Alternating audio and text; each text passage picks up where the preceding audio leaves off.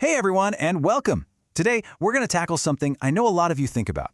How to close that little gap between the English you know so well in your head and the English that native speakers actually hear. Let's dive right in. Does this feel familiar? You know you're using the right words, you're pretty sure the grammar is solid, but you still get that blank stare. It is so frustrating, I know. But here's the good news. The fixes are usually way smaller and simpler than you'd ever guess. Now, take a look at this sentence. Believe it or not, this was sent by a Ukrainian company to some big potential investors in the West, and it was a complete and total disaster. I mean, it seems fine, right? But one single word choice cost them a massive opportunity. We're going to come back to exactly why in a little bit. Okay, first things first. We got to build a strong foundation. And honestly, the fastest way to sound clearer is to just nail a few key sounds that can be a dead giveaway. So the number one giveaway is almost always the I sound. A lot of speakers pronounce the short I, like in lick or chip, the exact same way they pronounce the long E in leak or cheap. But listen to how different they are. Lick, leak, chip, cheap. In English, those are totally distinct sounds, and mixing them up is one of the most common hurdles to clear. So what's the trick? You're gonna love this. It's surprisingly simple. Just think of the English short I as the Russian letter That's it. Try it right now. Instead of saying big pig with an E sound, use that sound. It's a tiny change, but I promise you, it will instantly make you sound so much closer to a native speaker. Yes, the classic TH sound.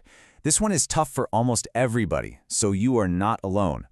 The common mistake is to swap it out for an F sound, so think becomes fink, or a Z sound, so them becomes zem. The real secret is all about airflow. You gotta let the air travel smoothly right between your tongue and your top front teeth. A little practice on this one goes a very, very long way. Okay, let's look at another one. Take this sentence. I bought a bus pass.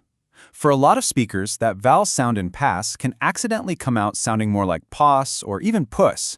This is a super common issue with the American short A sound. So how do we fix it? Well, it's all about the mechanics. To really nail that ah sound in words like pass or lack, you have to open your mouth wider than you probably think you need to. Then, push your tongue forward a bit. If your tongue is too low or too far back in your mouth, a native speaker is just going to hear a completely different vowel. All right, let's take these ideas and see how they work in the real world. We're going to apply what we've just learned to a situation you'll definitely run into: booking a hotel room over the phone. This phrase right here, this is your golden ticket. I'd like to make a reservation. It is simple, it's polite, it's perfect. Sure, you could also say, I'd like to book a room, but this one is just universally understood and gets the whole conversation started on exactly the right foot. And here are a few more essentials to just keep in your back pocket. Knowing these basics, like how to ask if breakfast is included or when you need to check out, it's going to make the whole thing feel so much smoother and give you a huge confidence boost. Now let's talk about articles. These little words, and the, are a really big deal. If you say, I'm going to a restaurant, it means, well, it could be any restaurant. The person you're talking to doesn't know which one. But if you say, I'm going to the restaurant, you're sending a signal that you both already know which place you're talking about. It's a tiny word that carries a ton of hidden meaning. And check this out. You can even take it a step further. If you really put some stress on that word, we are going to the restaurant tonight. Now you're implying it's a super special, important place. It's the best one, the famous one, the one you've been excited about for weeks. That little bit of emphasis changes the whole vibe. All right, let's move beyond just sounds and words for a minute. Let's look at a few common grammar and vocabulary traps that can cause some pretty serious misunderstandings. Okay, remember that sentence from the beginning? We would like to invite you to take part in our scheme. Here's the punchline. In English, the word scheme almost always means a scam, a fraudulent plot. So that Ukrainian company thought they were inviting investors to join their plan or program. But what the investors heard was, we'd like to invite you to join our criminal conspiracy. That one single false friend completely destroyed their credibility. So the lesson here is pretty clear. You have to be so careful with words that seem the same across languages. Instead of scheme, just always stick to safe, clear words like plan, program, offer, or project. These get your meaning across with zero negative baggage. Here's another common little trap: commas.